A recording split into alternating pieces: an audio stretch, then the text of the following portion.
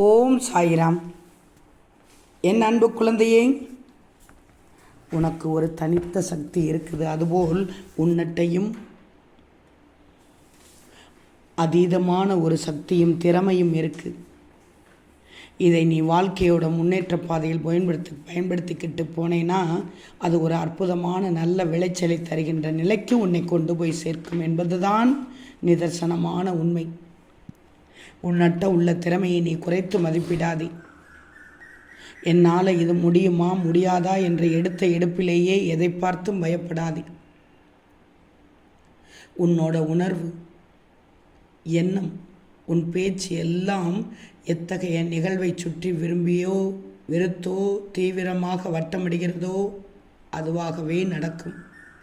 அதனால் உனக்கு வேண்டியதை பற்றி மட்டுமே தீவிர உணர்வோடு சிந்திச்சு பேசி விரும்பி இரு.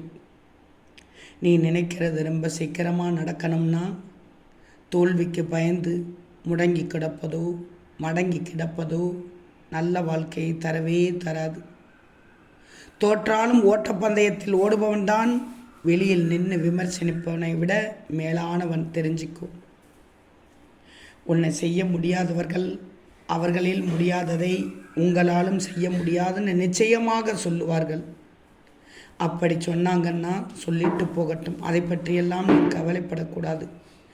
ஏன், முக்கியமாக அவங்க கிட்ட நீ காது கேட்காத வரைக்கும் இருப்பதே சில நேரங்களில் பொருத்தமானது. உன் வழியில்தான் செல்லணும். அப்பத்தான் வெற்றி உனக்கு கிடைக்கும். கவலைப்படாதே. இந்த நிலை கூடிய விரைவில் மாறும். மகிழ்ச்சியான வாழ்க்கை வாழ நான் சொல்லும் அறிவுரைகளை எல்லாம் கேட்டுக்கோ. புதிய அத்தியாயம் தொடங்கிவிடும். அதிர்ஷ்ட வாழ்க்கை நிச்சயமாக கிடைக்கும். எப்படி உன்னை மாற்றிக்கொள்ள சொல்லி உள்ளேனோ அதன்படி மாறிவிடு. எப்படியெல்லாம் நீ இருக்க வேண்டும் என்று சொல்லியுள்ளேனோ அதுபோல் நடந்து கொள். உன்னை சுற்றி உள்ளவர்கள் நல்லவர்களா என பார்த்து அவர்களை பக்கத்தில் வச்சுக்கோ. சரியில்லை என்றால் விலகிவிடு.